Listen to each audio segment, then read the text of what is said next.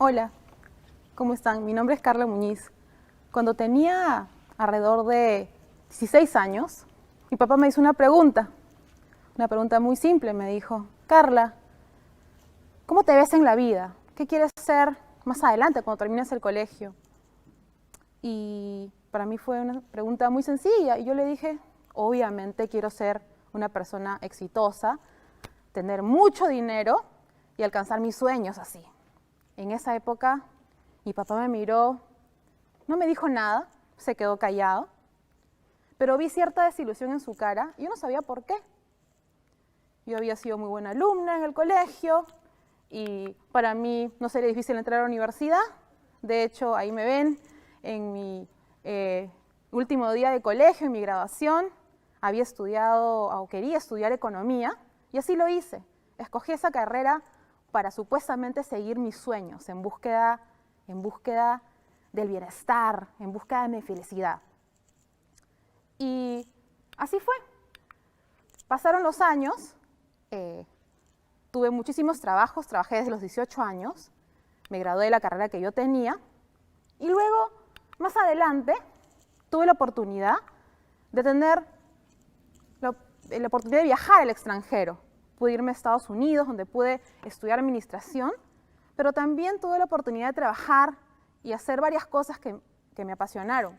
Pero una de las experiencias que particularmente me llamaron la atención fue cuando trabajé en la escuela pública educativa del sistema público de Estados Unidos y yo trabajaba haciendo investigación para detectar cuál había sido el impacto de la educación de calidad que otorgaba esa escuela en los alumnos.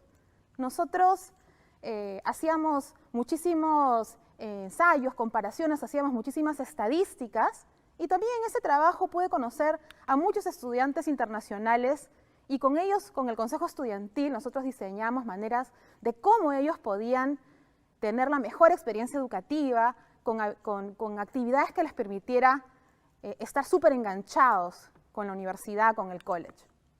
Y pese a que a mí me gustaba muchísimo ese trabajo y esa ciudad que se llamaba Portland, Maine, recuerdo, tuve que salir de esa ciudad para buscar mi sueño, como les decía, para seguir fiel a mi sueño, que era tener dinero, era tener éxito, porque yo decía: ¿qué hace un economista acá trabajando en educación? Un economista tiene que estar pues en un banco de inversión, tiene que estar ganando mucho dinero, haciendo mucha plata. Y bueno, y siguiendo esa ley mía, recordando lo que le había hecho a mi papá, me voy a Boston a trabajar en un banco de inversión. De hecho, Bank of America era el mejor banco de inversión en ese momento. Y efectivamente, ganaba 3 veces más, tenía una oficina muy lujosa, muy bonita, pero pasaba algo. Y yo llegaba los días tarde al trabajo porque no me gustaba ese trabajo. Además, hacía una actividad que no me gustaba, que era cerrarle la cuenta a los latinos. Que yo decía: ¿pero por qué? ¡Qué injusticia! Pero así era la política del banco en esa época. Y recuerdo que no veía las horas para que eso de las 5 de la tarde yo fugara, me fuera rápido. Entonces yo me di cuenta que eso no era lo mío, que por ahí no estaba mi felicidad, que yo no me veía trabajando ahí 20 años ni 10 años. Y es así que apenas tuve yo la oportunidad, me regreso a mi país y trabajando en el sector educativo en algo que a mí me gustaba. Y ahí en verdad yo estaba en mi salsa, trabajando en gestión educativa, ¿no es cierto? Y esos trabajos me llevaron a uno, el cual recuerdo con muchísimo cariño, y fue que me ofrecieron ser directora ejecutiva de una ONG que se dedicaba a promover el emprendimiento en los jóvenes y en las mujeres, que se llamaba Junior Achievement. Y a partir de ese trabajo, en verdad, yo sentí que todo hacía clic, que la economía que había estudiado, junto a la administración, de la mano con todo lo que yo sabía, el contacto con los jóvenes y la comunidad, me permitía realmente estar plena y vivir de acuerdo a mis valores, y ya no me pasaba eso que tenía que levantarme a regañadientes, me levantaba feliz porque sentía que estaba enganchando y que estaba siendo fiel a mi felicidad. Y en esa etapa de mi vida tuve la oportunidad de ser becada en muchísimos lugares del mundo. Fue también algo muy lindo también porque pudimos hacer iniciativas que no solamente impactaron en comunidades locales, sino pudimos hacer de la mano con otras organizaciones, con el Ministerio de Educación, con otras empresas, políticas educativas a nivel nacional que nos permitió capacitar a muchísimos jóvenes en lo que es emprendimiento. Y eso en verdad me llenaba mucho porque sentía que mi país necesitaba trabajar muy duro con lo que es educación. Había yo descubierto una realidad muy complicada en el país, que no lo hubiera podido descubrir nunca estando en Estados Unidos.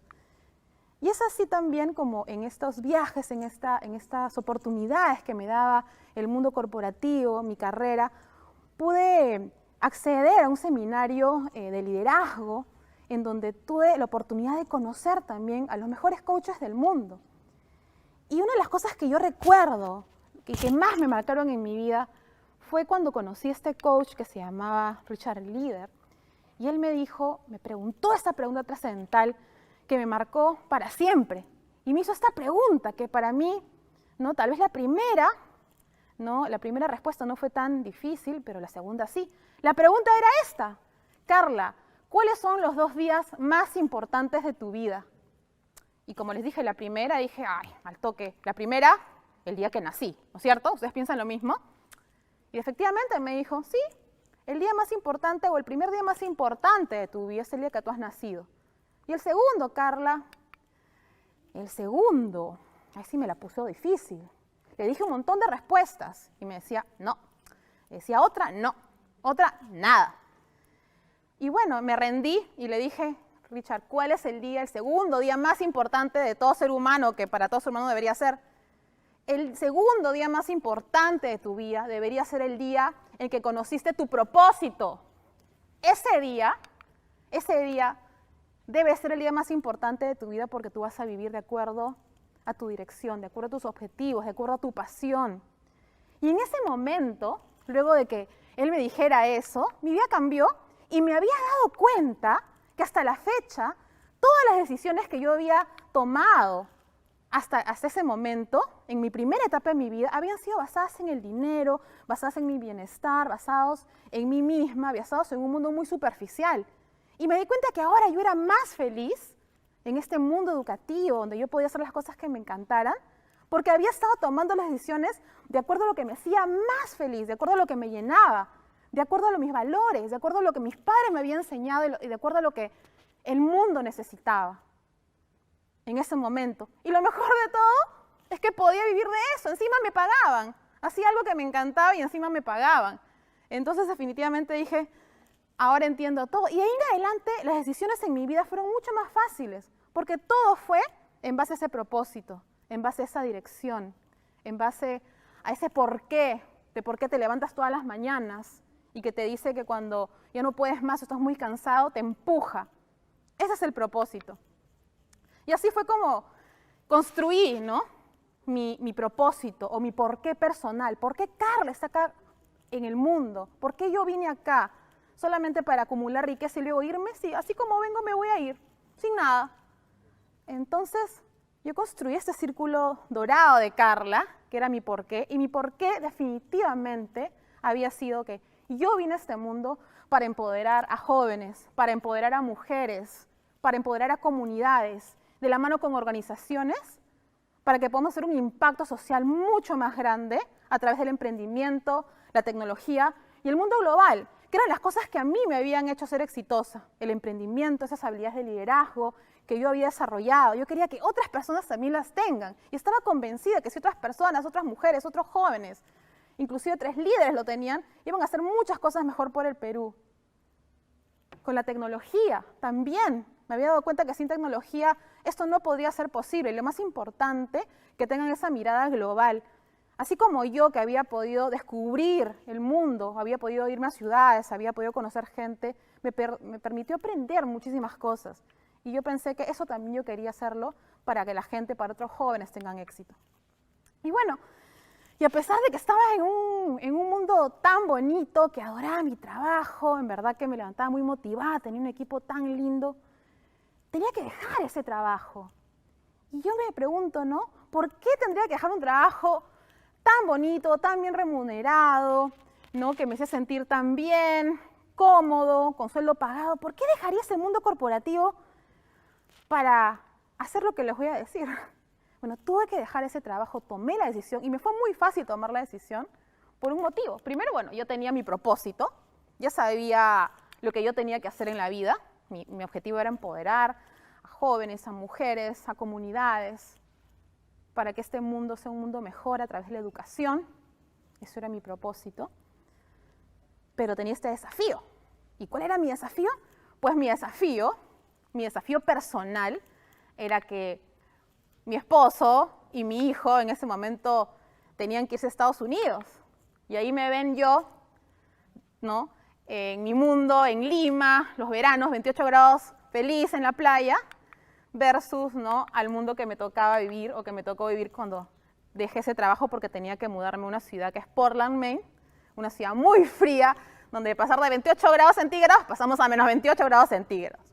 Entonces, pero aún así, yo seguía adelante porque conocía mi propósito. Y es así como fundé Wempo. Yo decía, ¿cómo puedo hacer para partir de mi propósito, seguir haciendo lo que más me gusta? Lo puedo hacer, pero si lo mío no era Perú, pero lo mío no era Estados Unidos, era Perú. Mi público, mi gente, lo que a mí me necesitaban eran los peruanos. ¿Cómo hacer? Y es así como nace Wempo, esta organización sin fines de lucro, con miras justamente a empoderar a las mujeres, a las comunidades, a organizaciones, a través de la transferencia de conocimientos, transferencia educativa. Y así es como nace Wempo, esa fue la historia. Y fue un camino difícil, definitivamente, fue un camino difícil. Pero, ¿qué fue lo que me ayudó? Lo que me ayudó fue que ese círculo dorado de Carla se convirtió en el círculo dorado de Wempo. Y es así como nosotros hicimos consultorías, desarrollamos muchísimos transferencia de conocimiento, hicimos programas de aceleración, programas de asistencia técnica, donde pudimos en verdad lograr un impacto en la sociedad, en mi comunidad. Y justo en una de esas consultorías en las que estábamos trabajando en Wempo, con el equipo, nos tocó conocer, ¿no?, en plena pandemia, recuerdo, a los actores educativos del Perú. Y nos dimos cuenta que en verdad la pandemia había causado destrozos, obviamente, pero en el sector educativo muchísimo más. El 93% de los estudiantes y padres de familia, de acuerdo a los estudios que hicimos en Wempo y otros, no se encontraban satisfechos, estaban teniendo muchísimos problemas con la educación online. Los alumnos estaban aprendiendo un porcentaje ínfimo de lo que normalmente aprendían. Y también habíamos descubierto, ¿no?, que más del 95% de los profesores afirmaban que no podían conectarse, no solamente a partir de la tecnología, sino que no podían conectar socioemocionalmente a través de una máquina. No podían enseñar, no sabían cómo hacerlo ni con la infraestructura, y así tuvieron la infraestructura, no sabían cómo hacerlo, cómo conectar a través de otra metodología, que era la educación a distancia. Y es así que fundamos Wempo Academy.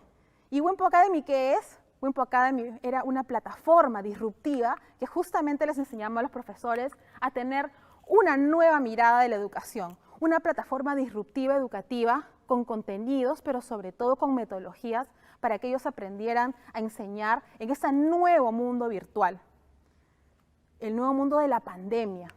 Y así, con una mirada disruptiva, empezamos a trabajar con todos los docentes, con todas esas personas que tenían estos grandes problemas. Y bueno, y en verdad que trabajamos muy duro en todo el Perú, trabajamos también unidos en la pandemia, con Wempo Academy pudimos no solamente trabajar solos, sino empezamos a articular con las empresas, empezamos a trabajar con las UGELes, empezamos a trabajar con las direcciones regionales educativas, hasta también poder articular esas UGELes y esas DRES nos ayudaban a convocar a todos los docentes y se formó en verdad una linda cruzada educativa y todo por hacerlo juntos por el Perú en una época que nos necesitaba muchísimo.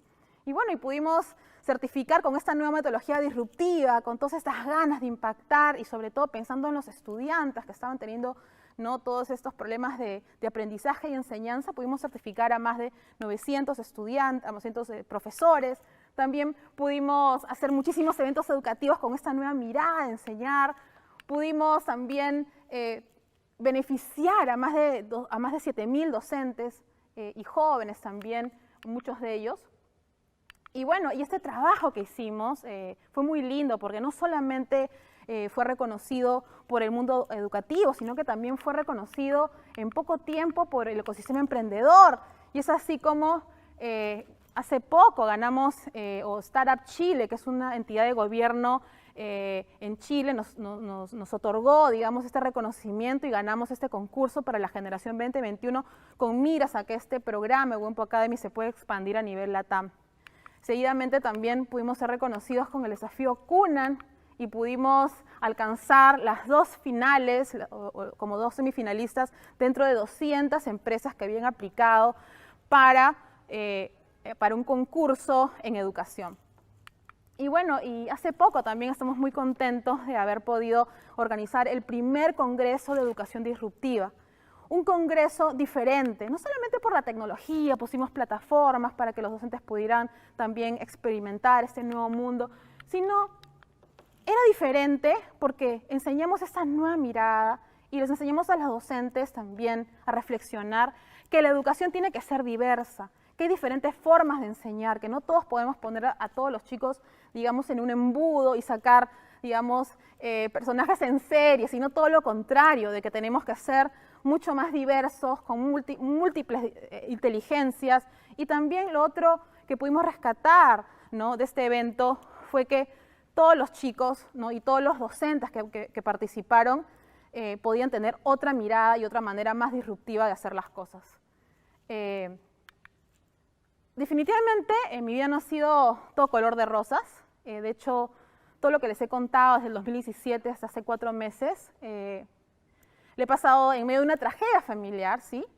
Durante el 2017, hasta unos 4 meses, mi padre y mi madre batallaron contra el cáncer.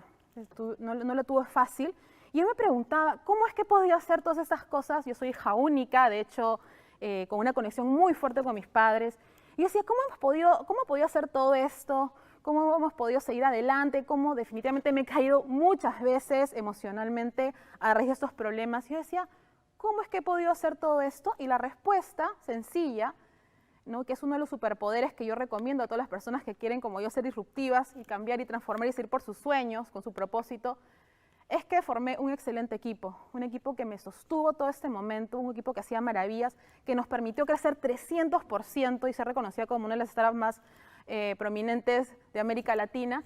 Y es por eso que nosotros, bueno, salimos adelante, ¿no? Tenemos un equipo peculiar, es un equipo único y de alto rendimiento, porque nosotros mezclamos 2 cosas, las habilidades técnicas, que son muy importantes, combinadas con las habilidades blandas, también es muy importante, pero lo más importante de este equipo es que este equipo tiene algo que tengo yo, que es esta pasión y esta vocación, y estamos convencidos que tenemos que transformar la educación del Perú urgentemente.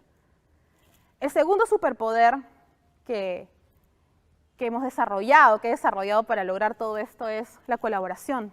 La disrupción implica mucha innovación, y la innovación implica mucha creatividad. Y la creatividad no es un trabajo de un solo cerebro, sino que implica trabajar, conversar, ser diversos en el equipo. En mi equipo trabajamos con gente que vive en San Martín, con gente que está en Huánuco, con gente que está en Boston, con gente que está en Lima, y todos pensamos diferente. Todos venimos de educaciones públicas, privadas, y somos un sancochado, como diríamos, somos diversos, pero hace que nuestros proyectos sean mucho más poderosos y tenemos soluciones mucho más disruptivas, porque somos diferentes y colaboramos. El tercer superpoder, ¿no?